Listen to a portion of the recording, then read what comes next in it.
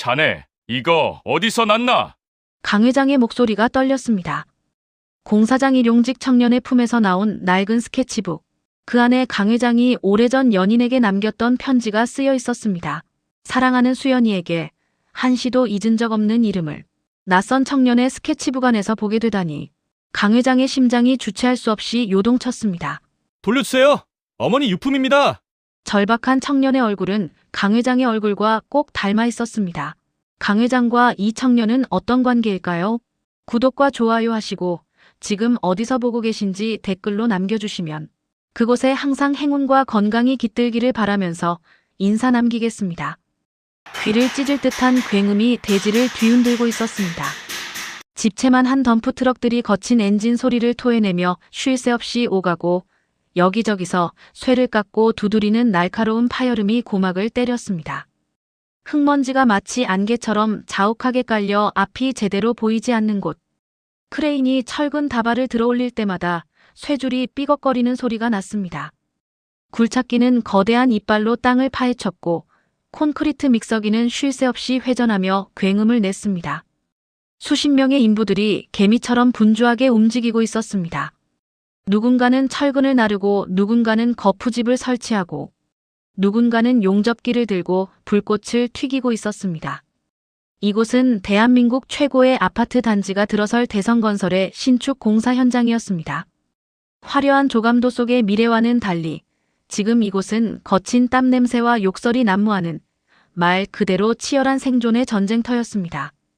그 거칠고 험한 현장 한가운데 이질적인 존재감을 내뿜는 한 노신사가 서 있었습니다. 잘 다려진 고급 정장 위에 흙이 묻을세라 하얀 안전모를 눌러쓴 임원들이 쩔쩔매며 그 뒤를 따르고 있었죠. 그들의 정점에 서 있는 사람, 바로 대성건설의 회장, 65의 강태성이었습니다. 회장님, 이곳은 집안 공사가 한창이라 먼지가 심합니다. 마스크로 쓰시죠? 맞습니다. 미리 연락이라도 주셨으면 저희가 브리핑 준비를 깔끔하게 해두었을 텐데요. 현장 소장 박 씨가 손수건으로 연신 흐르는 땀을 닦아내며 굽신거렸습니다. 예고도 없는 회장의 불시 시찰에 혼비백산한 기색이 역력했죠. 박 소장의 이마에는 땀이 비오듯 흘러내렸습니다. 손에 든 공사 서류가 젖은 손 때문에 구겨졌지만 그는 신경 쓸 겨를이 없었습니다. 하지만 강 회장은 박 소장의 말에는 대꾸조차 하지 않았습니다. 그는 굳게 담은 입술로 현장 곳곳을 매섭게 훑어볼 뿐이었습니다. 그의 눈빛은 거칠애나 의전 따위에는 관심이 없었습니다. 오직 철근이 규정대로 박혀 있는지, 인부들이 안전을 지키며 일하고 있는지, 건물의 뼈대가 튼튼한지 그 본질만을 꿰뚫어보고 있었죠. 강 회장은 한 곳에 시선을 멈췄습니다. 기둥 하나가 눈에 들어왔습니다. 철근 배근이 성긴 것 같았습니다. 저기, 강 회장이 손가락으로 가리켰습니다. 저 기둥철근 간격 규정대로 됐나? 박 소장의 얼굴이 하얗게 질렸습니다. 아, 그건 확인해보게. 비서실장이 줄자를 꺼내 직접 측정했습니다. 회장님, 20cm입니다. 규정은 15cm인데요. 다시 하게. 강 회장의 한마디에 박 소장은 식은땀을 흘렸습니다. 네. 당장 시정하겠습니다. 강 회장 역시 30년 전에는 저 흙구덩이 속에서 등짐을 지고 벽돌을 나르던 현장 일용직 출신이었으니까요. 그는 흙냄새를 맡아야 비로소 살아있음을 느끼는 천생 현장꾼이었습니다. 회장 자리에 오른 지 10년이 넘었지만 강 회장은 여전히 일주일에 한 번은 현장을 찾았습니다. 서류상으로는 완벽해 보이는 공사도 막상 현장에 와보면 문제가 보였으니까요. 그는 임원들의 보고를 믿지 않았습니다. 자신의 두 눈으로 직접 확인해야만 했습니다. 강 회장의 발걸음이 자재 창고 쪽으로 향했습니다. 그때였습니다.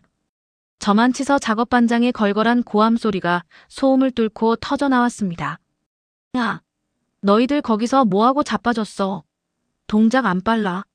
밥 처먹고 힘을 못 써. 반장은 잠시 쉬고 있던 인부들을 다그치며 한 청년의 등짝을 안전하로 툭 찼습니다. 야, 반씨, 반민우, 너 오늘 일당 공치고 싶어? 얼른 벽돌 안 날라. 그 순간이었습니다. 강 회장의 발걸음이 뚝 멈췄습니다. 주변의 시끄러운 기계 소음도 덤프트럭의 경적 소리도 순식간에 멀어졌습니다. 오직 그 단어 하나만이 귓가에 선명하게 박혀 들어왔습니다. 반씨. 강 회장은 자신의 귀를 의심했습니다. 반씨는 한국에 그리 흔치 않은 희귀한 성씨였습니다. 그리고 강 회장의 가슴속 가장 깊은 곳, 30년 동안 한 번도 열어보지 않았던 봉인된 기억 속에 박혀있는 가시 같은 이름이기도 했죠. 30년 전 자신의 야망을 위해 비정하게 버렸던 첫사랑. 가난했지만 그 누구보다 맑은 눈을 가졌던 여인, 반수연. 그녀와 같은 성씨였습니다. 강 회장의 머릿속에 갑자기 기억이 밀려들었습니다. 태성아, 우리 아이 이름 뭐로 지을까? 수연이가 짓고 싶은 대로 지어나는 말이야. 민우가 어때? 백성민, 우주. 백성들을 품는 넓은 우주 같은 사람이 되라는 뜻이야. 좋아. 민우. 강 회장은 고개를 세차게 저었습니다. 아니었습니다. 그럴 리가 없었습니다. 수연이는 30년 전 자신과 헤어진 뒤 소식이 끊겼습니다. 찾아보지도 않았습니다. 찾을 용기가 없었습니다. 그리고 설마 수연이에게 아이가 있었을 리가 없었습니다. 강 회장은 홀린 듯 고개를 돌려 소리난 쪽을 바라보았습니다. 반장은 이미 다른 곳으로 가버렸고 덩그러니 남은 청년 민우만이 묵묵히 다시 일할 준비를 하고 있었습니다. 민우는 자기 몸집만 한 시멘트 포대를 어깨에 짊어졌습니다. 40kg이 넘는 육중한 무게에 다리가 잠시 후들거렸지만 그는 이를 악물고 버텨냈습니다. 한 걸음, 두 걸음. 비틀거리면서도 포기하지 않고 나아갔습니다. 다른 인부들은 두세 명이 함께 나르는 무게였지만 민우는 혼자 짊어지고 있었습니다. 허리를 펴고 고개를 들어 땀을 닦아내는 민우의 옆얼굴이 강 회장의 시야에 들어왔습니다. 강 회장은 숨을 들이켰습니다. 땀에 젖어 헝클어진 머리카락, 앙다문 인매, 그리고 세상에 지지 않겠다는 듯 고집스러워 보이는 저 턱선. 그것은 낯설지 않았습니다. 30년 전 가진 것 없던 건축학도 시절, 성공하겠다는 일념 하나로 공사판을 전전하던 자신의 젊은 날과 묘하게 닮아 있었습니다. 아니, 그뿐만이 아니었습니다. 저 눈매는 수연이를 닮았습니다. 똑 부러지게 일자로 뻗은 눈썹, 맑은 눈동자. 강 회장의 심장이 빠르게 뛰기 시작했습니다. 강 회장은 입을 뗄 수가 없었습니다. 말문이 막혀버렸어요. 그저 멍하니 시멘트 포대를 지고 비틀거리는 청년의 뒷모습을 눈으로 쫓을 뿐이었습니다. 가슴 한 구석이 저릿해왔습니다. 마치 오래된 상처가 굳은 날에 도지듯 묵직한 통증이 밀려왔습니다. 민우는 시멘트 포대를 내려놓고 잠시 허리를 폈습니다. 그리고 물통에 물을 벌컥벌컥 들이켰습니다. 목이 말라 있었나 봅니다. 물이 턱으로 흘러내렸지만 개의치 않았습니다. 그 모습이 강 회장의 가슴을 더욱 아프게 했습니다. 저 청년은 얼마나 힘들까요? 하루 종일 저렇게 무거운 짐을 나르며 일당을 벌고 있을까요? 회장님, 왜 그러십니까? 아는 사람입니까? 비서실장이 회장의 시선을 따라가며 조심스럽게 물었습니다. 강 회장은 그제야 퍼뜩 정신을 차렸습니다. 그는 마른 세수를 하며 씁쓸하게 웃었습니다. 아니네. 그럴 리가 없지. 강 회장은 고개를 저었습니다. 자신이 너무 예민한 탓이라 생각했습니다. 수연이는 이미 30년 전에 떠난 사람이었습니다. 자신이 매몰차게 버렸고 다시는 찾지 않았던 사람이었죠. 그런데 하필 이런 험한 공사판에서 그 흔치 않은 성씨를 가진 청년을 마주치다니요. 게다가 이름까지 민우라니. 수연이가 짓고 싶어 했던 바로 그 이름. 하지만 강 회장은 고개를 다시 저었습니다. 그저 우연일 것입니다. 세상이 아무리 좁다 한들 이런 얄궂은 우연이 있을 리가 없으니까요. 그저 저 청년의 치열한 모습이 자신의 가난했던 과거를 떠올리게 했을 뿐이라고 생각했습니다. 가시죠, 회장님. 다음 일정 때문에 이동하셔야 합니다. 비서실장이 재촉했습니다.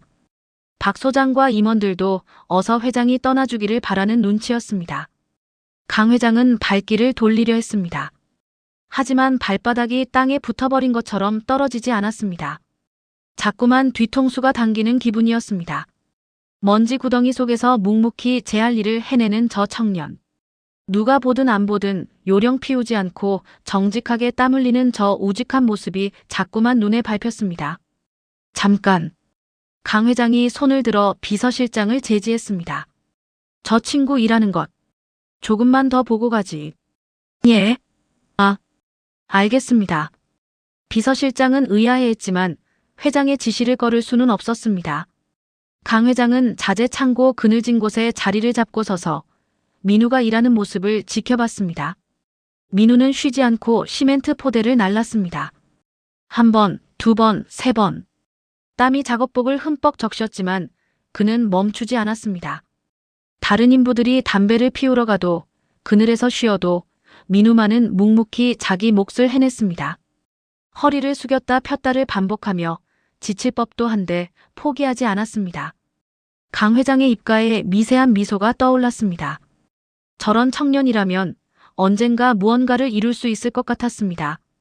마치 30년 전 아무것도 가지지 못했지만 오기 하나로 버텨냈던 자신처럼요. 해질녘이 되어서야 민우는 작업복을 벗을 수 있었습니다. 온몸이 흙먼지로 범벅이었습니다. 목 뒤와 이마에는 하얀 땀자국이 줄무늬처럼 말라붙어 있었고 손바닥은 굳은 살투성이었습니다.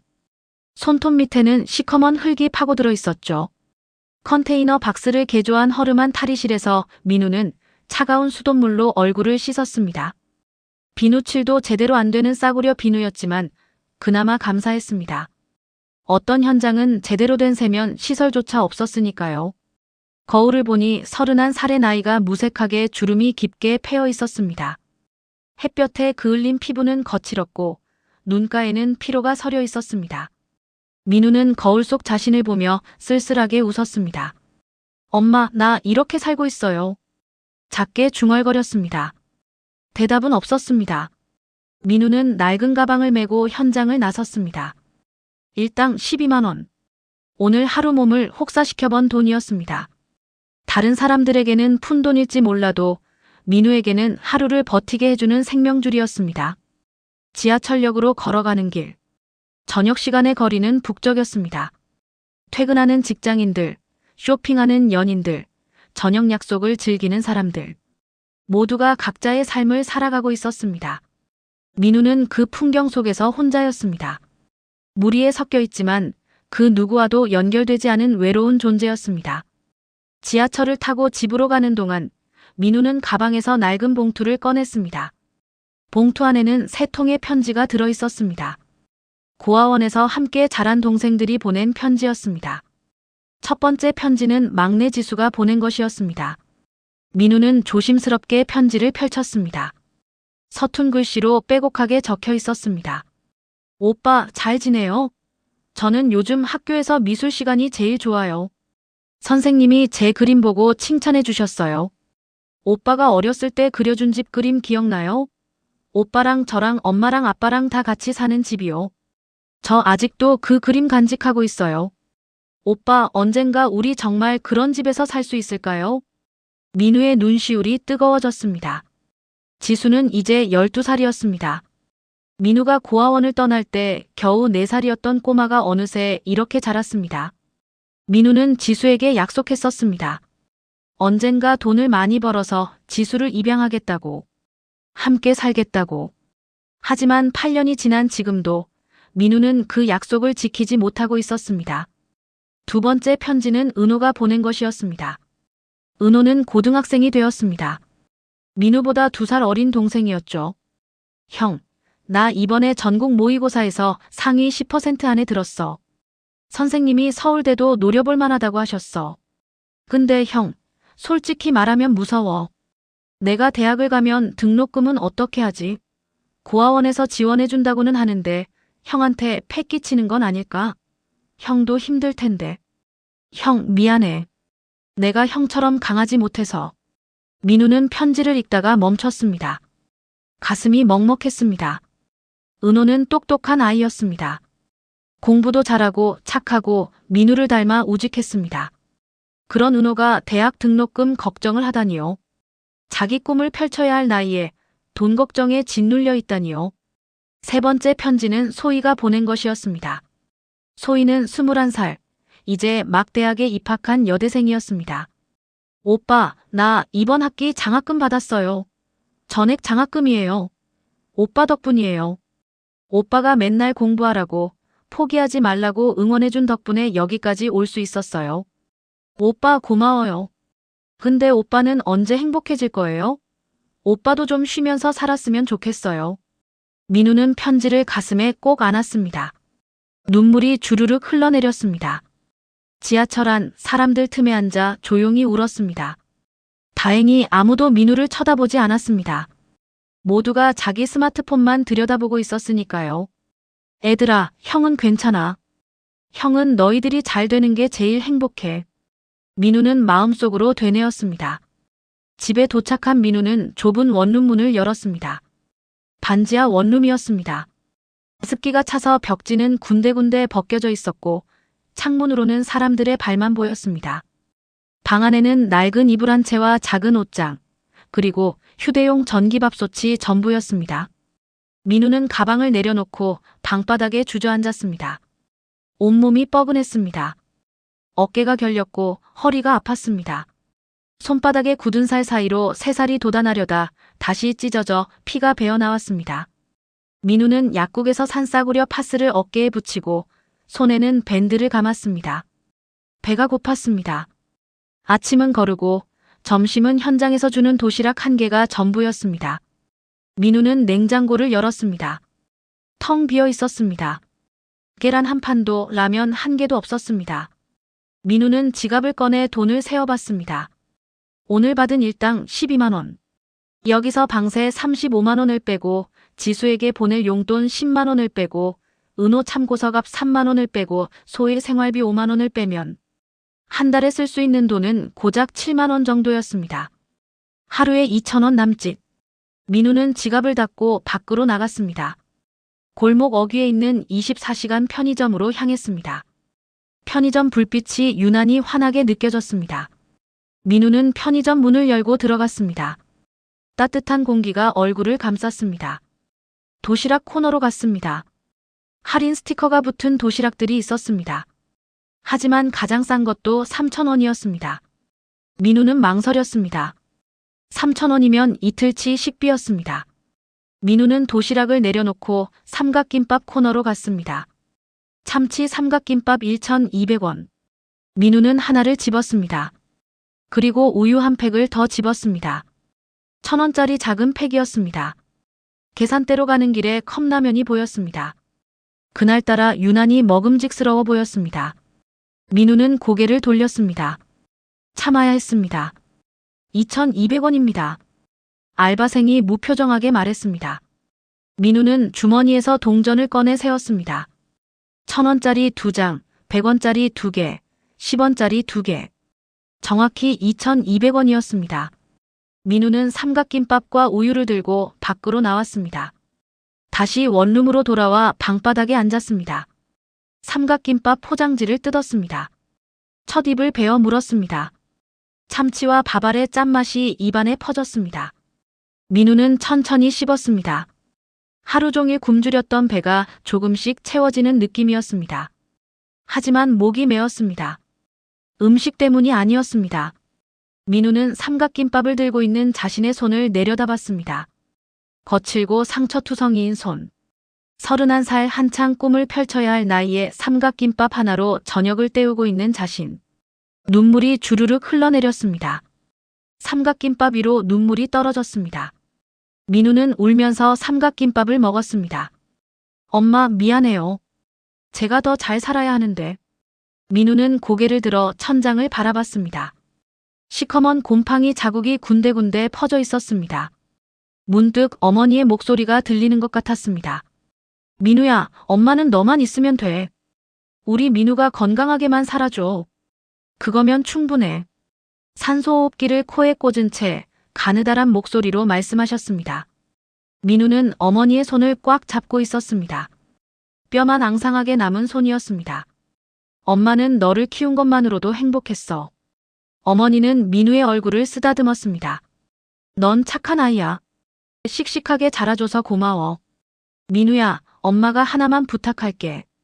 좀 더 크면 내 아버지를 찾아봐. 엄마가 살아있을 때 찾아주지 못해서 미안해. 어린 민우는 놀랐습니다. 어머니, 아버지가 누구예요? 미안해, 민우야. 엄마도 잘 모르겠어. 다만, 어머니는 가쁜 숨을 몰아쉬며 말을 이었습니다. 내 왼쪽 어깨에 있는 반점 기억하지? 그 반점이 단서야. 내 아버지도 똑같은 자리에 똑같은 반점이 있을 거야. 그 사람 건축 일을 했었어. 아마 지금도 그 일을 하고 있을 거야. 제발 아버지를 찾아봐. 엄마는 그 사람에게 너를 맡기지 못한 게 평생의 후회야. 어머니는 그렇게 말하고 눈을 감으셨습니다. 그것이 마지막이었습니다. 민우는 삼각김밥을 다 먹고 우유를 마셨습니다. 그리고 욕실로 가서 샤워를 했습니다. 거울에 비친 자신의 왼쪽 어깨를 보았습니다. 동그란 갈색 반점이 또렷하게 박혀 있었습니다. 아버지. 민우는 한 번도 본 적 없는 아버지를 떠올렸습니다. 과연 그 사람은 어디선가 살아계실까요? 혹시 자신을 찾고 있을까요? 아니면 자신의 존재조차 모를까요? 민우는 샤워를 마치고 이불 속으로 들어갔습니다. 내일도 새벽 6시에 현장에 가야 했습니다. 하지만 쉽게 잠이 오지 않았습니다. 천장에 곰팡이 자국을 멍하니 바라보다가 언젠가는 이 생활에서 벗어날 수 있을까 하는 생각을 했습니다. 민우는 눈을 감았습니다. 어둠 속에서 어머니의 얼굴이 떠올랐습니다. 그리고 한 번도 본 적 없는 아버지의 실루엣이 희미하게 그려졌습니다. 며칠 뒤 민우는 현장에서 이상한 일을 목격했습니다. 점심시간이 되었습니다. 다른 인부들은 삼삼오오 모여 도시락을 펼쳤습니다. 김이 모락모락 나는 찌개, 두툼한 고기 반찬, 따뜻한 밥. 그들은 웃고 떠들며 함께 식사를 했습니다. 저쪽에서는 누군가 고기를 구워 먹는 냄새가 났습니다. 고소한 냄새가 바람을 타고 흘러왔어요. 하지만 민우는 혼자였습니다. 그늘진 구석에 앉아 편의점에서 산 삼각김밥 하나를 꺼냈습니다. 참치마요 김밥이었습니다. 1,000원짜리. 비닐을 뜯자 식은 밥 냄새가 났습니다. 한 입 베어 물었습니다. 차갑고 퍽퍽했습니다. 민우는 씹으면서 물을 마셨습니다. 그래야 넘어갔으니까요. 목구멍이 메었습니다. 삼각김밥이 목에 걸리는 것 같았어요. 온몸이 쑤셨습니다. 아침부터 지금까지 쉬지 않고 일했습니다. 어깨가 뻐근했고 허리가 아팠습니다. 하지만 쉴 수 없었습니다. 일당을 받아야 했으니까요. 민우는 삼각김밥을 다 먹고 자재 창고 쪽으로 걸어갔습니다. 그곳에서 잠시 쉬려고요. 그때였습니다. 박 소장과 낯선 남자가 창고 안쪽으로 들어가는 모습을 봤습니다. 민우는 직감적으로 뭔가 이상하다는 느낌을 받았습니다. 두 사람의 걸음걸이가 수상했습니다. 주변을 두리번거리며 조심스럽게 움직였습니다. 민우는 발소리를 죽이며 조심스럽게 다가갔습니다. 한 걸음 한 걸음. 안전화가 자갈을 밟는 소리가 날까봐 조심했습니다. 창고 문틈으로 다가가 숨을 죽였습니다. 안에서 대화 소리가 들렸습니다. 이번 건도 시급으로 넣으면 되죠? 낯선 남자의 목소리가 들렸습니다. 그래, 근데 서류는 어급으로 해놔.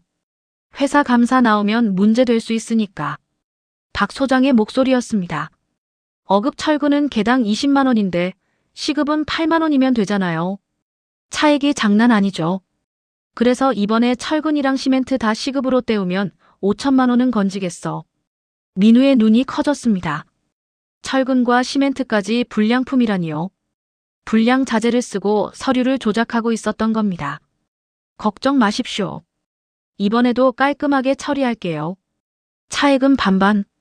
당연하지. 3차 하도급까지 중간에서 쏙 빼먹으면 되는 거 아니냐. 쉬운 일이야. 이번이 마지막이야.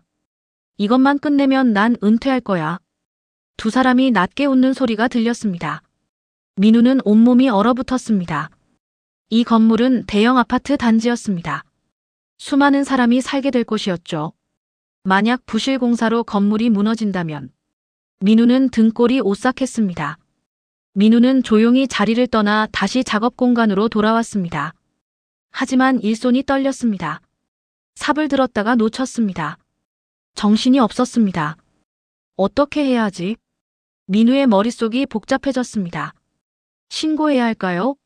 하지만 신고하면 박 소장은 민우를 해고할 겁니다. 현장에서 쫓겨나면 일당을 받을 수 없습니다. 그럼 이번 달 월세를 어떻게 내나요?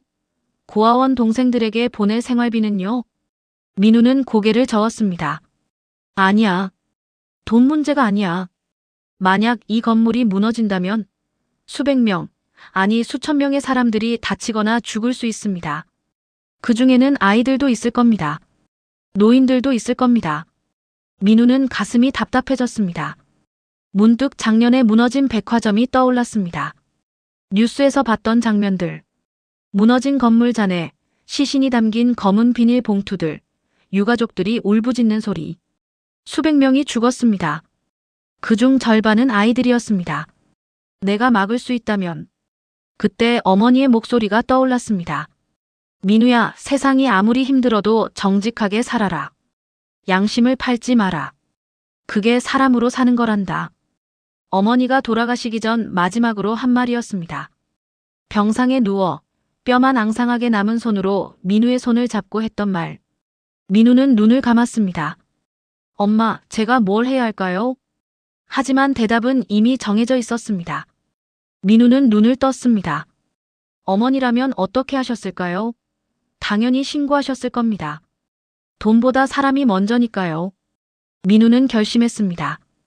이 사실을 강 회장에게 알리기로요. 소장님. 조용하던 자재 창고 뒤편에 민우의 단호한 목소리가 울려 퍼졌습니다. 밀담을 나누던 박 소장과 반장이 화들짝 놀라 뒤를 돌아보았습니다. 오후 4시에 햇빛이 비스듬히 창고 지붕을 비추고 있었어요. 먼지가 햇살 속에서 천천히 떠다녔습니다. 박 소장의 눈이 가늘어졌습니다. 민우가 문틈에 서 있었어요. 역광 때문에 얼굴은 잘 보이지 않았지만 또렷한 실루엣이 드리워져 있었습니다. 얼마나 들었을까? 반장은 식은땀을 흘렸습니다. 손에 들고 있던 서류 봉투를 재빨리 등 뒤로 숨겼어요. 하지만 이미 늦었습니다. 박 소장이 민우를 노려봤습니다. 뭐야? 아까 그 반신놈 아니야? 쇳소리 같은 목소리였어요. 밥 안 처먹고 여기서 뭐해? 엿듣기라도 한 거야? 주변의 공기가 얼어붙었습니다. 저 멀리서 타워 크레인이 돌아가는 기계음이 들려왔어요. 현장은 여전히 돌아가고 있었지만 이곳만은 시간이 멈춘 듯 했습니다. 반장이 민우를 향해 한 걸음 다가섰어요. 위협하는 눈초리였습니다. 하지만 민우는 물러서지 않았습니다. 주먹을 꽉 쥐었어요. 손바닥에 땀이 배어났지만 참았습니다. 소장님, 103동 기둥 100은 간격 확인하셨습니까? 민우는 물러서지 않고 똑바로 박 소장의 눈을 쳐다보며 말했습니다. 그의 시선에는 일용직 잡부의 비굴함 따위는 없었습니다. 오직 건축을 사랑하는 사람의 양심만이 서려 있었죠. 대학 시절이 떠올랐습니다. 교수님이 말씀하셨어요. 건축은 생명을 담는 그릇이다. 단 하나의 실수도 용납되지 않는다. 민우는 그 말을 잊은 적이 없었습니다. 박 소장의 얼굴이 일그러졌습니다. 자신의 비리를 목격당했다는 사실에 당황스러웠어요. 입술이 파르르 경련했습니다. 주먹이 불끈 쥐어졌어요. 하지만 곧 태연하게 웃었습니다.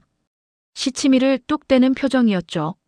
뭔 소린지 모르겠는데 너 혹시 피곤해서 헛것 본 거 아니야? 박 소장이 비웃었습니다. 반장도 따라 웃었어요. 그러게요, 소장님. 요즘 젊은 것들이 체력이 약해서. 두 사람이 민우를 조롱했습니다. 주변의 인부 몇 명이 슬금슬금 모여들었어요. 무슨 일인가 구경하려는 얼굴들이었습니다. 저기 또 싸우나 봐. 쟤 오늘 처음 온 새내기잖아. 에휴, 박 소장한테 찍혔네. 오래 못 버틸 거야. 작은 속삭임들이 들려왔습니다. 하지만 아무도 나서지 않았어요. 모두가 박 소장을 두려워했으니까요. 민우는 숨을 깊이 들이마셨습니다. 철근에서 나는 녹슨 쇳내와 땀 냄새가 코를 찔렀어요. 진정하려 애썼습니다. 그리고 다시 입을 열었습니다. 철근 간격이 도면의 2배입니다. 민우의 어조는 단호했습니다. 도면에는 150mm 간격인데 지금은 300mm로 시공되고 있습니다. 이대로 콘크리트 타설하면 건물이 무너집니다. 그 말에 박 소장의 얼굴이 시빨겋게 달아올랐어요. 화가 치밀어 올랐습니다. 목에 핏줄이 불끈 튀어나왔어요. 주먹의 뼈마디에 힘이 들어가 하얗게 변했습니다. 이 새끼가 지금 날 가르치려고 들어.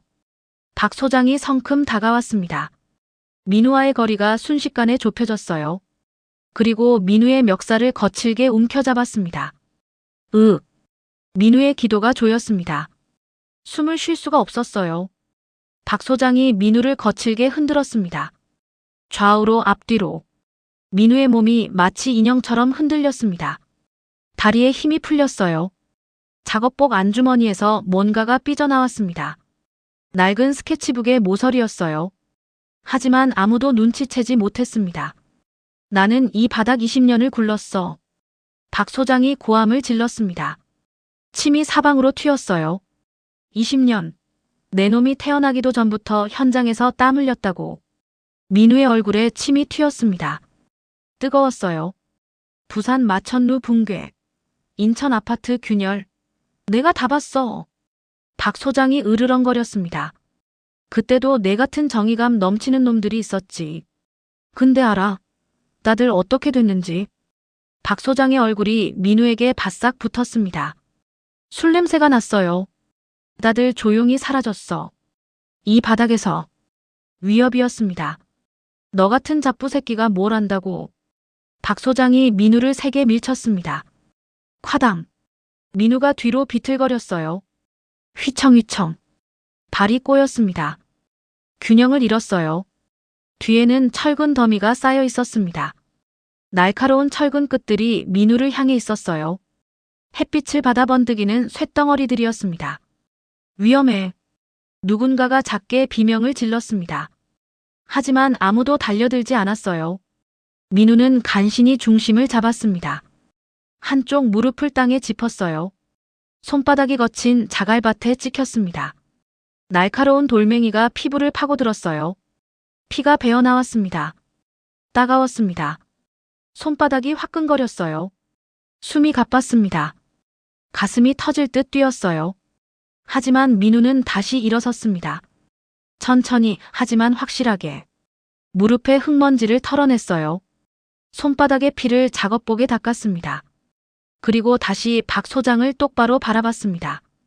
주변의 인부들이 숨을 죽였습니다. 저 새내기 미쳤나? 저러다 정말 죽겠는데. 작은 수군거림이 들려왔어요.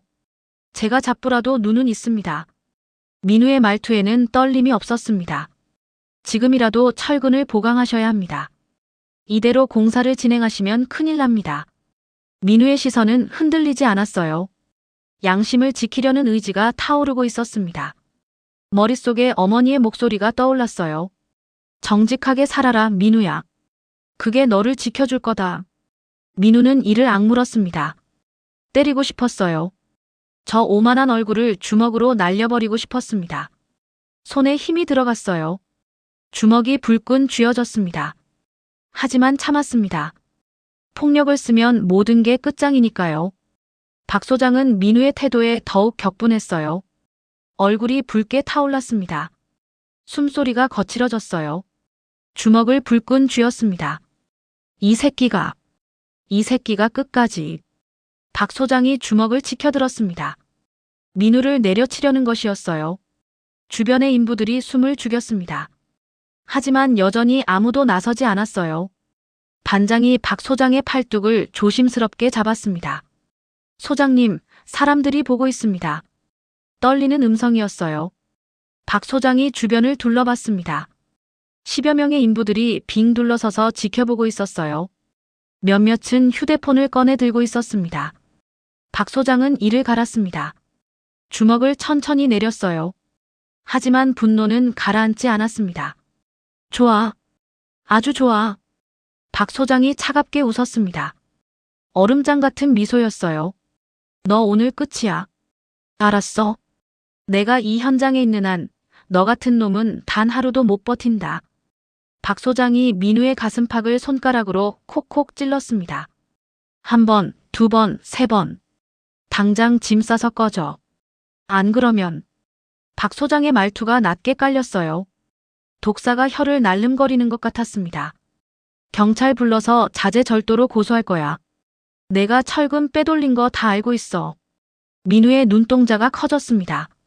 무슨 소리예요? 저는 그런 적 없습니다. 증거 있어? 없으면 닥쳐. 박 소장이 비웃었습니다. 그리고 등을 돌려 성큼성큼 걸어갔어요. 반장도 황급히 따라갔습니다. 민우는 그 자리에 남았습니다. 주변의 인부들이 하나 둘 흩어졌어요. 동정의 시선도 응원의 말도 없었습니다. 모두가 외면했어요. 민우는 혼자 남았습니다. 주먹을 꽉 쥐었어요. 손톱이 손바닥에 상처를 파고들었습니다. 피가 더 배어나왔어요. 이대로 포기해야 하나? 머릿속이 복잡했습니다. 하늘을 올려다봤어요. 서쪽 하늘이 붉게 물들고 있었습니다. 해가 지고 있었죠. 민우의 그림자가 길게 늘어져 있었습니다. 외로운 그림자였어요. 하지만 바로 그때였습니다. 여기서 뭐 하는 거야? 우렁찬 목소리가 현장에 울려 퍼졌습니다. 박 소장의 등골이 서늘해졌어요. 그 목소리를 알았습니다. 현장의 모든 소음이 멈춘 듯 했어요. 타워 크레인의 기계음도, 인부들의 대화 소리도 모든 것이 정지했습니다. 민우가 고개를 돌렸습니다. 자재 창고 입구 쪽에서 한 노인이 걸어오고 있었어요. 70대로 보이는 나이였지만 걸음걸이는 힘차고 당당했습니다. 회색 정장을 말끔하게 차려입은 모습이었어요. 하지만 구두에는 현장 흙먼지가 묻어 있었습니다. 강 회장이었습니다. 현장 인부들이 황급히 자세를 바로잡았어요. 등을 펴고 고개를 숙였습니다. 회장님 나오셨습니다. 작은 외침들이 여기저기서 터져나왔습니다. 강 회장은 주변을 둘러보지도 않았어요. 오직 민우와 박 소장이 있는 곳을 향해 걸어왔습니다. 그의 눈빛은 날카로웠습니다. 무언가 이상한 상황이라는 걸 직감한 듯 했어요. 박 소장의 얼굴이 새하얗게 질렸습니다. 등에서 식은땀이 흘러내렸어요. 작업복 안쪽이 땀으로 흠뻑 젖었습니다. 아니 회장님. 여기는 왜? 박 소장의 목소리가 떨렸습니다. 평소에 거만한 말투는 온데간데 없었어요. 강 회장이 박 소장을 지나쳐 민우에게로 다가왔습니다. 민우의 모습을 찬찬히 살폈어요. 찢어진 작업복, 흙먼지 묻은 얼굴, 피 묻은 손바닥. 강 회장의 눈빛이 변했습니다. 차갑게 식어갔어요. 자네, 괜찮은가? 회장이 민우에게 물었습니다. 따뜻한 목소리였어요. 민우는 당황했습니다. 회장이 직접 자신에게 말을 걸다니요. 네. 괜찮습니다. 민우가 황급히 대답했습니다. 하지만 손바닥에 피가 뚝뚝 떨어지고 있었어요. 전혀 괜찮아 보이지 않았습니다. 강 회장이 박 소장을 돌아봤습니다. 박 소장, 설명해보게. 차갑고 단호한 어조였어요. 박 소장은 입술이 바짝 말랐습니다. 목구멍이 타들어가는 것 같았어요. 그게 회장님. 박 소장이 말을 더듬었습니다. 저 친구가 말이죠. 자재를 훔쳐가려고. 거짓말이었습니다. 하지만 박 소장에게는 다른 선택지가 없었어요. 지금 자재실에서 철근을 몰래 빼돌리는 걸 제가 목격했습니다. 박 소장이 목소리를 높였습니다. 자신감 있는 척했어요. 반장도 옆에서 고개를 끄덕였습니다. 맞습니다, 회장님. 저도 봤습니다. 강 회장의 눈빛이 더욱 날카로워졌습니다. 그래? 그럼 증거가 있겠군. 한마디 한마디가 무게감이 있었어요. 박 소장은 잠깐 당황했습니다. 하지만 곧 머리를 굴렸어요. 물론입니다. 지금 당장 보여드리겠습니다. 박 소장이 민우에게 성큼 다가왔습니다. 이 친구 주머니를 뒤지면 분명히 나올 겁니다. 훔친 철근 샘플이나 측정 도구 같은 거요. 박 소장이 민우의 작업복 주머니에 손을 뻗었습니다. 잠깐만요. 민우가 뒤로 물러났습니다. 하지만 박 소장은 이미 민우의 팔을 붙잡았어요. 가만히 있어. 거칠게 주머니를 뒤지기 시작했습니다. 왼쪽 주머니, 오른쪽 주머니. 손이 안쪽 주머니로 들어갔어요. 민우의 얼굴이 굳었습니다. 어머니 유품.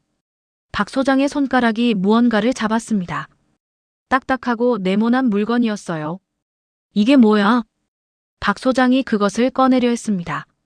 민우가 팔을 뿌리치려 했어요. 그건 안 됩니다. 하지만 박 소장이 더 세게 잡아당겼습니다. 찢어지는 소리가 났어요. 찌익. 주머니 천이 찢어졌습니다. 그 순간 낡은 스케치북 한 권이 공중으로 떨어졌습니다. 시간이 천천히 흐르는 것 같았어요. 스케치북이 공중에서 빙글빙글 돌았습니다. 햇빛을 받아 누렇게 바랜 종이가 반짝였어요. 30년은 묵었을 법한 오래된 표지였습니다. 가죽 장정은 곳곳이 해져 있었어요. 그리고 파사삭. 스케치북이 땅에 떨어지며 펼쳐졌습니다. 강 회장의 시선이 그곳으로 향했어요. 그 순간 회장의 몸이 굳어버렸습니다. 스케치북 속 그림이 보였습니다. 연필로 그린 집 한 채였어요. 작지만 아늑해 보이는 집이었습니다. 경사진 지붕, 나무로 된 벽, 작은 창문들. 무엇보다 눈에 띄는 건 지붕 위에 유리로 된 천창이 있었어요. 그 천창을 통해 하늘이 보이도록 설계되어 있었습니다. 회장의 손이 떨리기 시작했습니다. 이건 천천히 무릎을 굽혔습니다. 스케치북을 집어들었어요. 그림을 자세히 들여다봤습니다.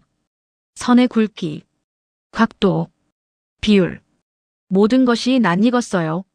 아니, 낯익은 정도가 아니었습니다. 회장의 입술이 파르르 떨렸어요. 이 선, 한 장 한 장 넘겼습니다. 별이 보이는 집, 작은 정원이 있는 집, 창가에 앉아 하늘을 볼 수 있는 집, 모든 그림 위에 새로운 연필선이 덧그려져 있었습니다. 원본 위에 누군가가 조심스럽게 완성한 흔적이었어요. 하지만 밑그림, 30년 전 바랜 연필선, 그것은 분명 강 회장 자신이 그린 것이었습니다. 이게 어떻게? 회장의 목소리가 떨렸습니다. 그때 스케치북 사이에 끼워져 있던 종이 한 장이 바람에 펄럭였어요.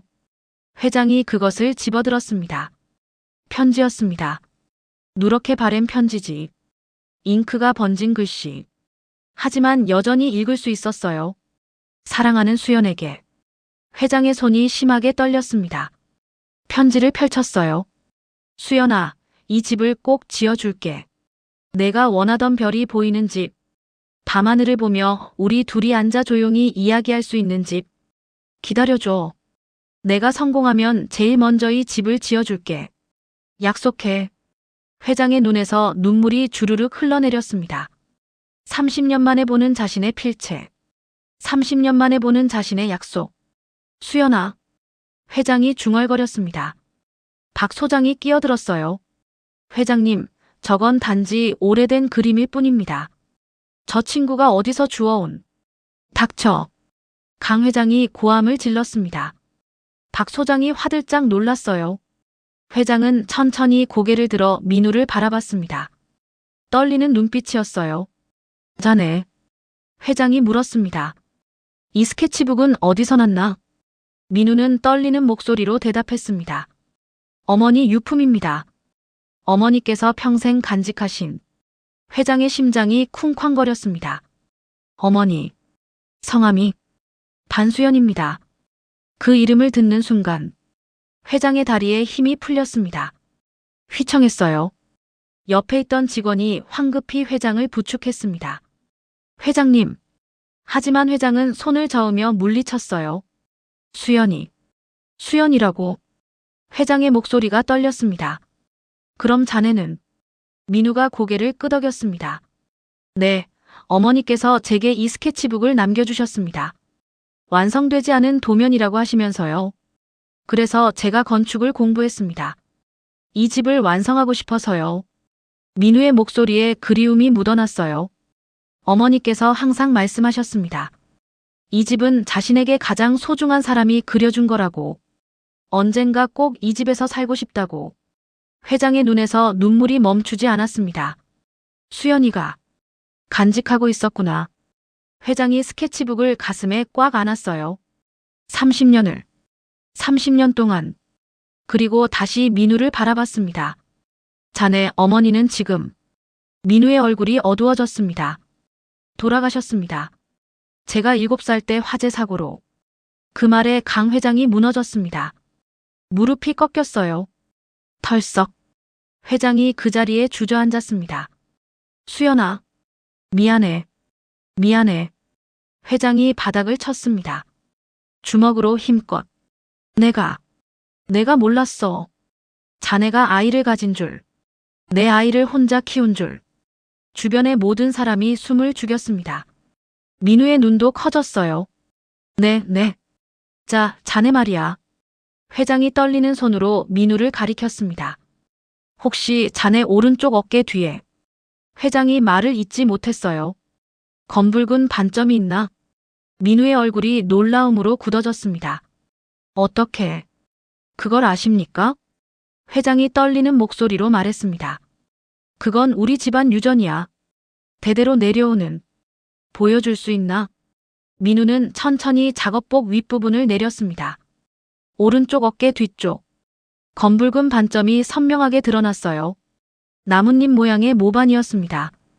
강 회장이 그것을 보는 순간 남은 힘마저 빠져나갔습니다. 민수야. 회장이 떨리는 목소리로 불렀습니다. 우리 민수가 맞구나. 민우가 당황했습니다. 저는 민우입니다만. 아니야. 회장이 고개를 저었습니다. 자네 본명은 강민수야. 회장이 떨리는 손으로 민우의 손을 잡았어요. 내 아들이지. 수연이가 내게 지어준 이름이 민우구나. 그 말에 현장 전체가 술렁거렸습니다. 박 소장의 얼굴이 새하얗게 질렸어요. 민우는 믿을 수 없다는 표정으로 회장을 바라봤습니다. 아버지. 처음 불러보는 그 단어. 회장이 민우를 끌어안았습니다. 미안하다 아들아. 아버지가 몰라서. 수연이도 너도. 다 지켜주지 못해서. 30년 만에. 아버지와 아들이. 이렇게 만난 것입니다. 회장이 민우를 끌어안은 채 한참을 울었습니다. 30년 동안 흘리지 못했던 눈물이 쏟아졌어요. 현장의 모든 인부들이 그 모습을 지켜보고 있었습니다. 숨소리조차 내지 않았어요. 누군가 작게 코를 훌쩍였습니다. 감동의 눈물이었죠. 박 소장은 그 틈을 타 슬금슬금 뒤로 물러났습니다. 반장도 따라 움직였어요. 지금이다. 도망쳐야 해. 박 소장의 머릿속에는 그 생각뿐이었습니다. 하지만 박 소장. 차갑고 날카로운 목소리가 등 뒤에서 들려왔어요. 박 소장의 발걸음이 멈췄습니다. 천천히 돌아봤어요. 강 회장이 민우를 놓고 일어서 있었습니다. 얼굴에는 여전히 눈물 자국이 남아 있었어요. 하지만 눈빛은 얼음장처럼 차가웠습니다. 어디 가는가? 회장의 목소리에 살기가 서려 있었습니다. 박 소장이 억지로 웃으며 말했어요. 아니 회장님. 이런 감동적인 순간에 제가 방해가 될까봐. 방해? 회장이 한 걸음 다가왔습니다. 박 소장이 본능적으로 뒤로 물러났어요. 자네가 지금까지 한 짓이 방해가 아니고 뭔가. 회장의 목소리가 점점 커졌습니다. 내 아들을 때렸지. 한 걸음 더. 내 아들을 철근 더미에 밀쳤지. 또 한 걸음. 내 아들을 도둑으로 몰았지. 회장이 박 소장의 멱살을 움켜잡았습니다. 이 자식이. 회장의 주먹이 떨렸어요. 분노로 온몸이 부들부들 떨렸습니다. 옆에 있던 비서가 황급히 회장을 말렸습니다. 회장님, 진정하십시오. 안 돼, 이 자식만큼은. 회장이 이를 갈았습니다. 하지만 비서와 다른 직원들이 회장을 붙잡았어요. 박 소장은 그 틈을 타 멱살에서 벗어났습니다. 회장님, 오해입니다. 박 소장이 손을 내저었어요. 저는 그저 현장 관리를 철저히 하려고. 닥쳐. 회장이 고함을 질렀습니다. 그리고 민우를 돌아봤어요. 민우야, 아니 민수야. 회장이 떨리는 목소리로 물었습니다. 이자가 자네한테 한 짓을 정확히 말해줄 수 있나? 민우가 고개를 끄덕였습니다. 103동 기둥 철근 간격을 도면의 2배로 시공하고 있었습니다. 민우의 목소리는 단호했어요. 도면에는 150mm인데 현장은 300mm였습니다. 그걸 제가 지적하자. 민우가 찢어진 작업복과 피 묻은 손을 보여줬습니다. 저를 때리고 철근 더미로 밀쳤습니다. 주변 인부들이 웅성거렸습니다. 맞아, 우리 다 봤어. 박 소장이 멱살 잡고 흔들었지. 저 친구 철근에 찔릴 뻔했잖아. 증인이 속속들이 나타났어요. 박 소장의 얼굴이 하얗게 질렸습니다. 아니 그게. 103동 기둥으로 가자. 회장이 단호하게 말했습니다. 지금 당장. 회장 일행이 103동 현장으로 이동했습니다. 박 소장은 다리가 후들거렸지만 따라갈 수밖에 없었어요. 103동 3층. 기둥 철근이 세워진 현장이었습니다. 회장이 줄자를 꺼냈습니다. 직접 철근 간격을 재기 시작했어요. 300mm. 또 다른 기둥. 300mm. 세 번째. 역시 300mm. 회장의 얼굴이 점점 굳어갔습니다. 도면 가져와. 비서가 황급히 도면을 펼쳤습니다. 거기엔 분명히 적혀 있었어요. 철근 간격 150mm. 회장이 박 소장을 노려봤습니다. 설명해보게. 차갑고 낮은 목소리였어요. 박 소장이 땀을 뻘뻘 흘렸습니다. 그게 회장님. 현장 여건상 어쩔 수 없이. 현장 여건? 회장이 비웃었습니다. 철근값 아끼려고 그런 거 아닌가? 박 소장이 입을 다물었어요. 회장이 비서에게 말했습니다. 103동 철근 발주 내역 확인해. 네, 회장님. 비서가 태블릿으로 서류를 검색했습니다. 103동 기둥 철근 발주량이. 비서의 얼굴이 굳었어요. 도면 기준의 절반밖에 안 됩니다. 뭐? 회장의 눈이 커졌습니다. 그럼 차액은? 약 8천만 원입니다. 주변이 술렁거렸습니다. 8천만 원. 박 소장이 빼돌린 금액이었어요. 이 자식이. 회장이 박 소장의 멱살을 다시 잡았습니다. 사람 목숨을 뭘로 아는 거야? 이대로 콘크리트 치면 건물이 무너진다고. 회장의 목소리가 떨렸습니다. 입주민들은, 그 안에 사는 가족들은. 박 소장이 바들바들 떨었어요. 죄송합니다. 죄송하면 다야. 회장이 박 소장을 밀쳤습니다. 박 소장이 뒤로 휘청거렸어요. 당장 경찰 불러. 회장이 비서에게 지시했습니다. 네, 회장님. 비서가 전화를 꺼냈어요. 박 소장이 무릎을 꿇었습니다. 회장님, 제발. 한 번만 봐주십시오. 제발요. 박 소장이 바닥에 이마를 찧었습니다. 쿵쿵쿵. 하지만 회장은 돌아보지도 않았어요. 반장도 같이 조사받게 해. 네, 알겠습니다.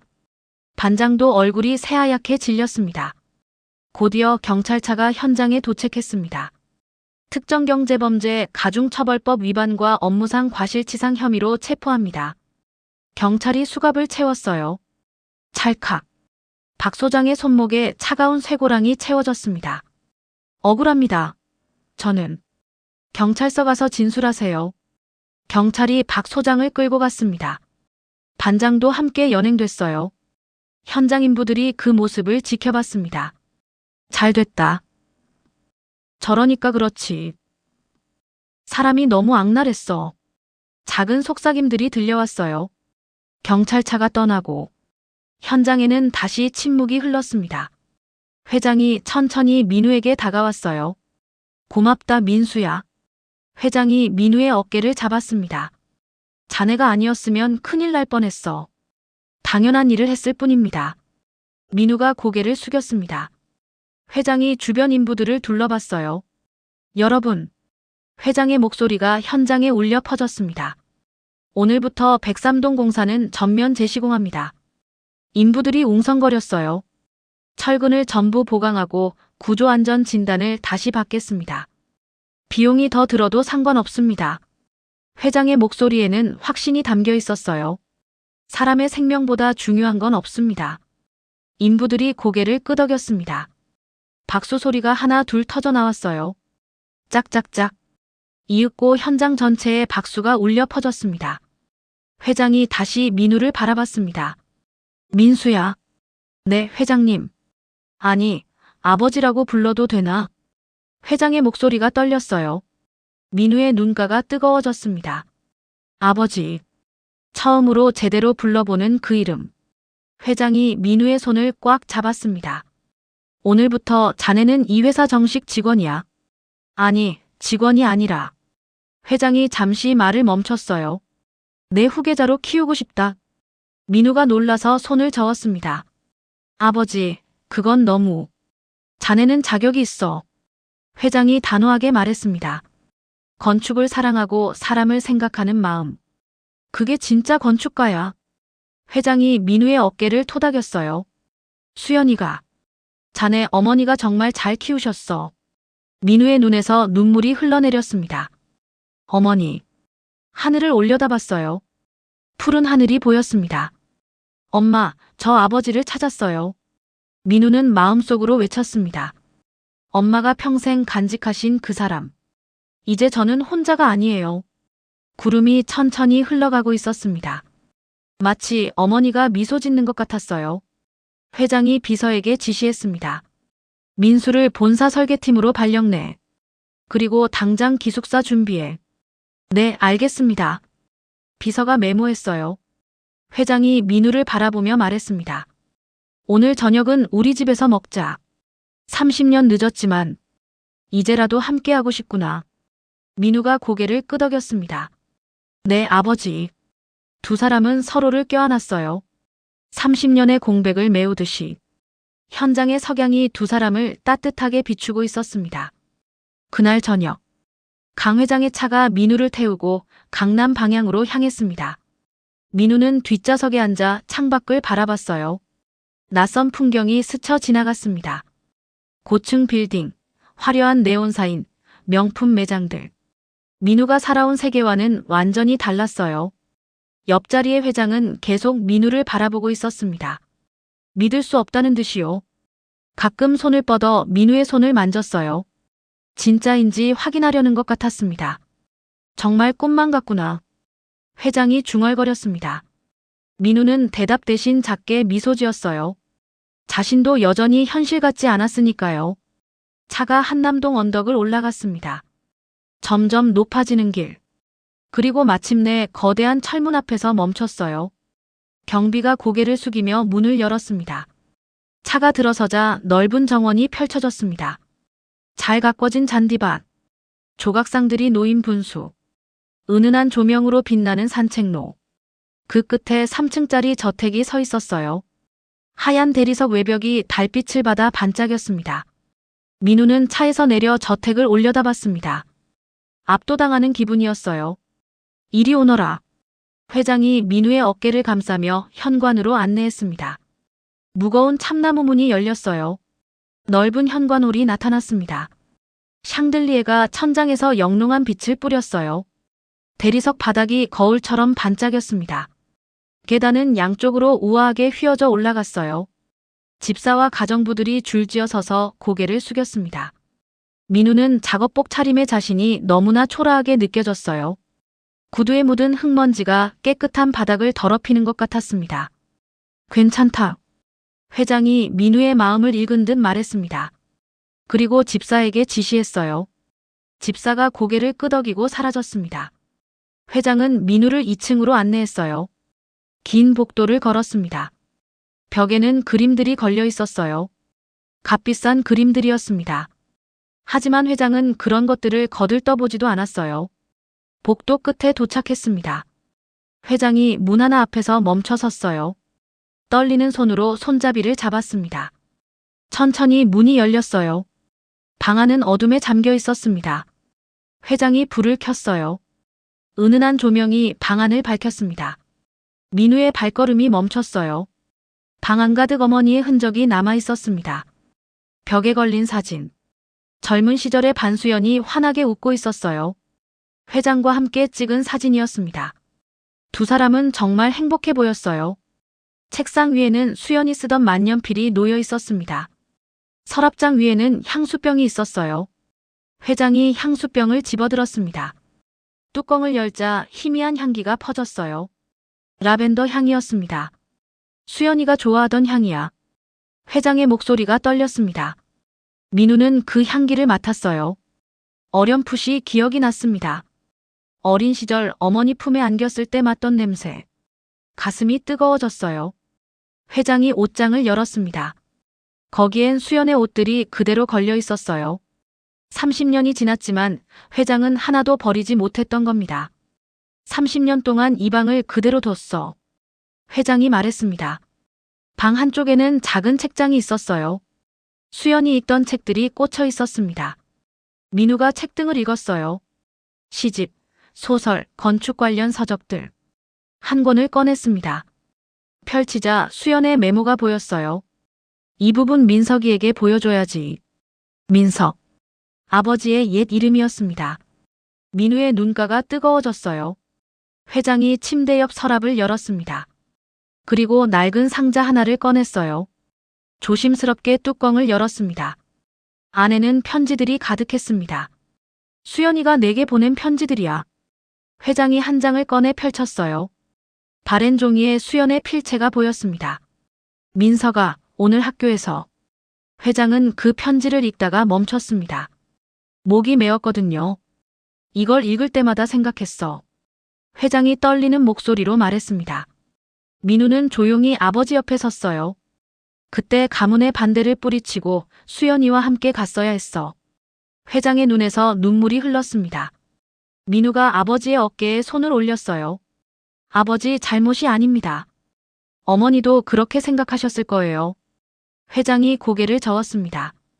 두 사람은 한참을 어머니 방에 앉아 있었습니다. 말없이 시간을 보냈어요. 30년의 공백이 천천히 메워지고 있었습니다. 1시간쯤 지났을까요? 집사가 조심스럽게 노크했습니다. 저녁 준비가 되었다는 신호였어요. 회장과 민우는 1층 식당으로 내려갔습니다. 거대한 테이블이 놓여 있었어요.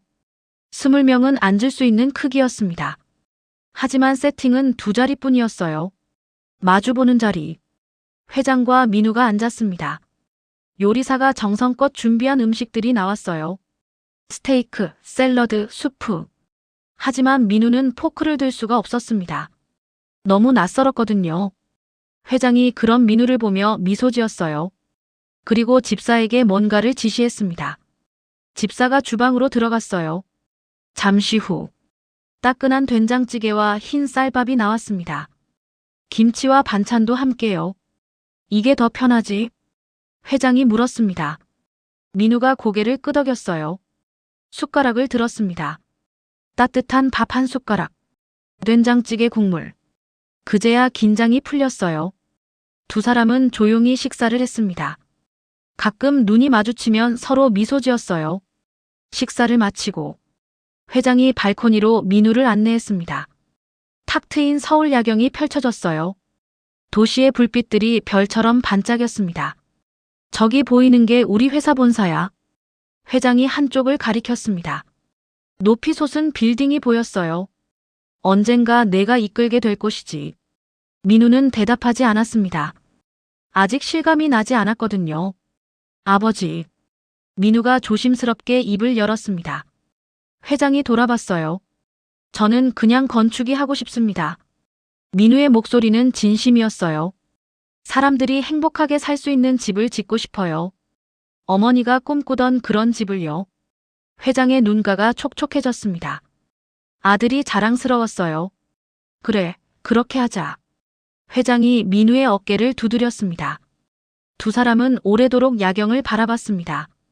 차가운 밤바람이 불어왔지만 가슴은 따뜻했어요. 30년 만에 찾은 가족. 이제 시작이었습니다. 밤이 깊어갔습니다.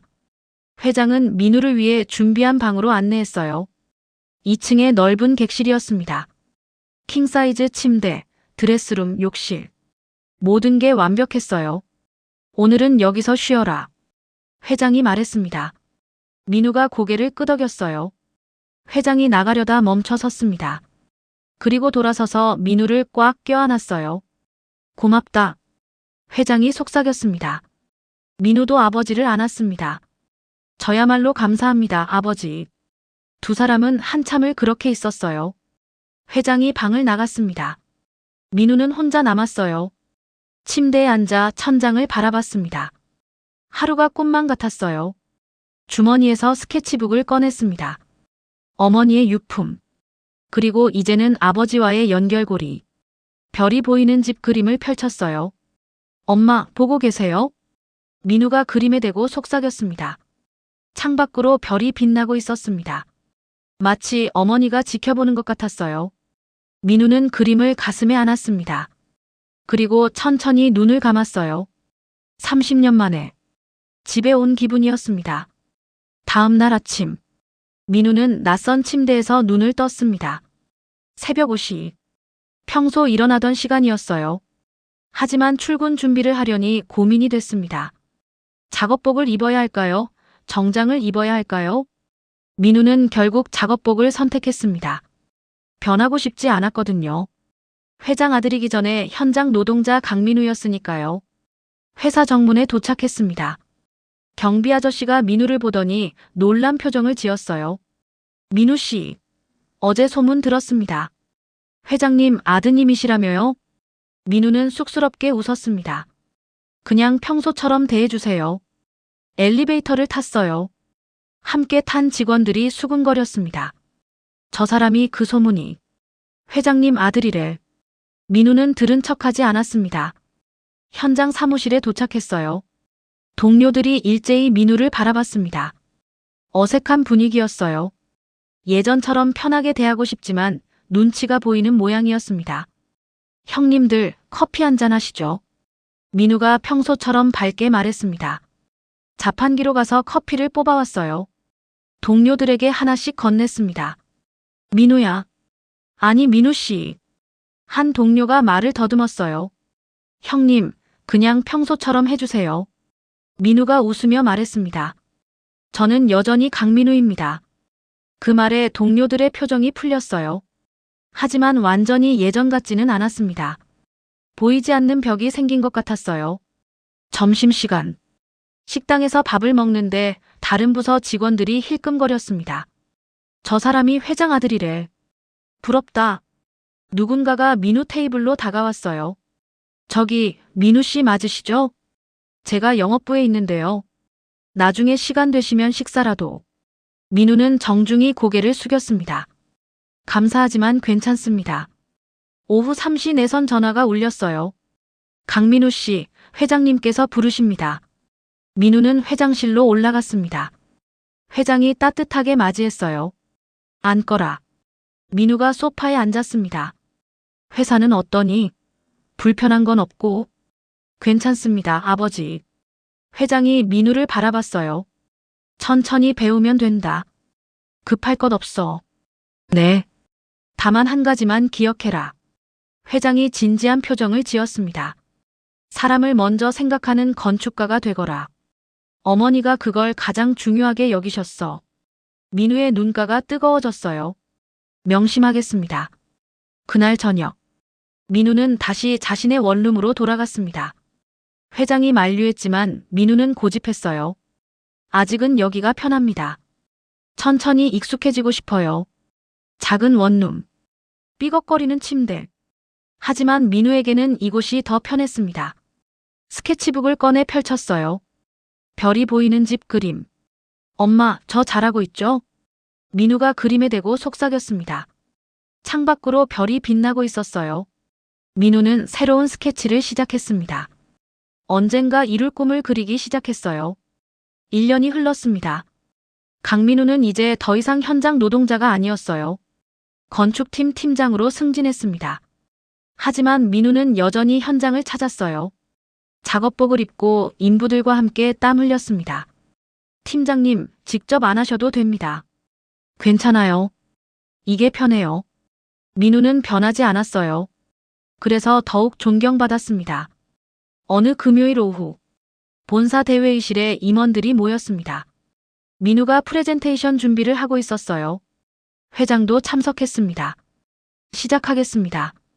민우가 리모컨을 눌렀어요. 화면에 설계도가 떠올랐습니다.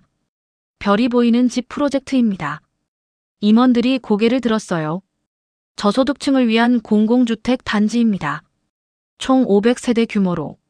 민우가 설명을 이어갔습니다. 모든 집에 옥상 정원과 천창을 설치합니다. 아이들이 집에서 별을 볼 수 있게요. 한 임원이 손을 들었어요. 수익성은 어떻습니까? 공공주택이면 수익이 거의 없는데. 민우가 대답했습니다. 수익보다 중요한 게 있습니다. 사람들의 행복입니다. 회의실이 조용해졌어요. 회장이 입을 열었습니다. 하게. 예. 임원들이 놀란 표정을 지었습니다. 민우 팀장 말대로 추진하게. 우리 회사가 돈만 벌면 뭐하나. 회장의 목소리는 단호했어요. 회의가 끝났습니다. 임원들이 하나씩 나갔어요. 회장과 민우만 남았습니다. 고맙습니다, 아버지. 당연한 일을 한 것뿐이야. 회장이 민우의 어깨를 두드렸어요. 수연이가 정말 좋아했을 거야. 그날부터 민우는 밤낮 없이 설계에 매달렸습니다. 사무실 책상 위에는 스케치북이 놓여 있었어요. 어머니의 꿈. 그걸 실현하는 중이었습니다. 깊은 밤. 민우는 여전히 책상에 앉아 있었어요. 문이 조용히 열렸습니다. 회장이 들어왔어요. 아직도 일하니? 아, 아버지. 민우가 놀라서 일어섰습니다. 앉아 있어. 회장이 민우 옆에 섰어요. 책상 위 설계도를 바라봤습니다. 잘하고 있구나. 회장의 목소리가 떨렸어요. 수연아. 회장이 중얼거렸습니다. 우리 아들이 내 꿈을 이루고 있어. 회장의 눈에서 눈물이 흘러내렸어요. 민우도 고개를 돌렸습니다. 두 사람 모두 울고 있었어요. 어느 주말, 민우와 회장은 함께 차를 탔습니다. 서울 외곽으로 향했어요. 1시간쯤 달렸을까요? 조용한 언덕의 공원묘지에 도착했습니다. 민우는 매달 이곳을 찾았어요. 하지만 회장은 처음이었습니다. 30년 만에 찾은 곳이었죠. 이쪽입니다. 민우가 앞장섰어요. 잘 가꿔진 묘 하나 앞에 멈춰 섰습니다. 반수연님의 묘. 회장의 발걸음이 멈췄어요. 무릎에 힘이 풀렸습니다. 민우가 회장을 부축했어요.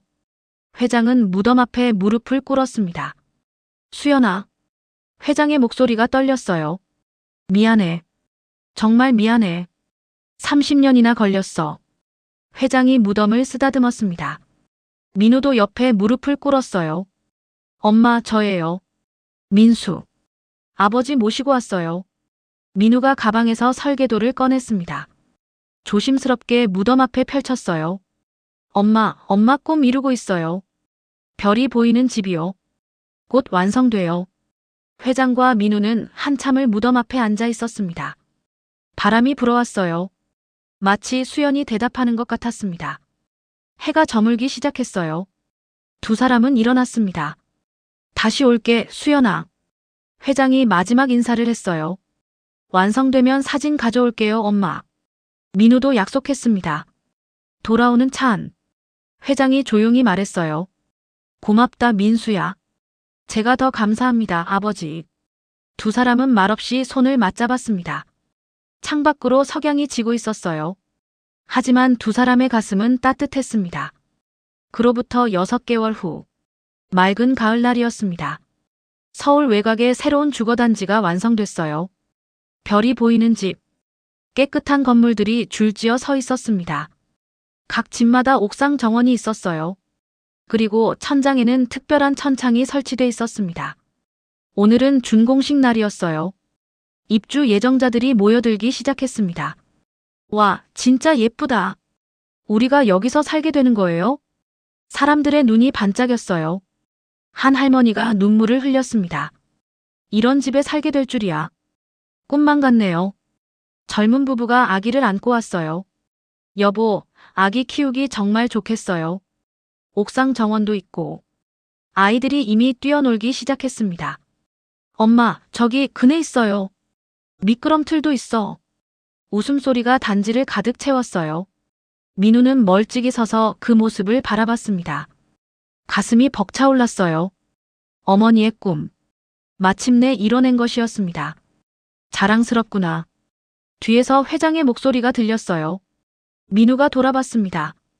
회장이 따뜻하게 웃고 있었어요. 아버지, 정말 잘했어. 회장이 민우의 어깨에 손을 얹었습니다. 수연이가 보면 정말 기뻐할 거야. 감사합니다. 민우의 눈가가 뜨거워졌어요. 올라가 볼까? 회장이 물었습니다. 두 사람은 한 건물의 옥상으로 올라갔어요. 탁 트인 전망이 펼쳐졌습니다. 아래로는 단지 전체가 보였어요. 아이들이 뛰어노는 모습, 가족들이 이야기 나누는 모습, 모두가 행복해 보였습니다. 엄마, 저기 봐. 한 아이가 소리쳤어요. 하늘에 별이 보여. 해가 지고 있었습니다. 어둠이 내려오자 별들이 하나둘 나타나기 시작했어요. 아이들이 옥상에 모여 누웠습니다. 천창을 통해 별을 바라봤어요. 와, 진짜 예쁘다. 저기 북두칠성, 유성이다. 민우는 그 모습을 보며 미소 지었습니다. 바로 이거였어요. 어머니가 꿈꾸던 모습. 아버지. 민우가 조용히 말했습니다. 내가 어머니를 행복하게 해줬구나. 회장이 대답했어요. 너를 이렇게 훌륭하게 키우셨잖아. 그게 가장 큰 선물이야. 두 사람은 난간에 기대어 하늘을 바라봤어요. 석양이 완전히 지고 어둠이 내렸습니다. 하지만 단지 곳곳에서 불빛이 켜지기 시작했어요. 집집마다 따뜻한 빛이 새어나왔습니다. 이제 시작이야, 민수야. 회장이 말했습니다. 앞으로 더 많은 사람을 행복하게 해줘야지. 네, 아버지. 그게 우리 수연이의 꿈이었으니까. 하늘의 별 하나가 유난히 밝게 빛났습니다.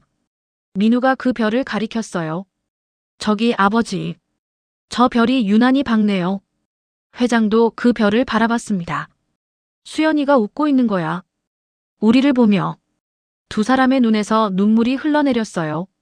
하지만 그건 슬픔의 눈물이 아니었습니다. 감사와 행복의 눈물이었죠. 아래에서 아이들의 웃음소리가 들렸어요. 별님아, 안녕. 우리 집 정말 좋아. 민우와 회장은 서로를 바라보며 미소 지었습니다. 30년의 시간. 그 긴 시간을 돌고 돌아 마침내 가족이 됐습니다. 그리고 어머니의 꿈도 이뤘어요. 밤하늘의 별들이 반짝였습니다. 마치 축복하듯이. 별이 보이는 집. 그곳에서 많은 가족들이 행복하게 웃고 있었습니다. 민우는 스케치북을 꺼냈어요. 마지막 장을 펼쳤습니다. 거기에 작은 글씨로 적었죠. 엄마, 이뤘어요. 사랑합니다. 바람이 불어와 스케치북을 넘겼습니다. 마치 어머니가 답장하는 것 같았어요. 잘했어, 내 아들. 사랑한다.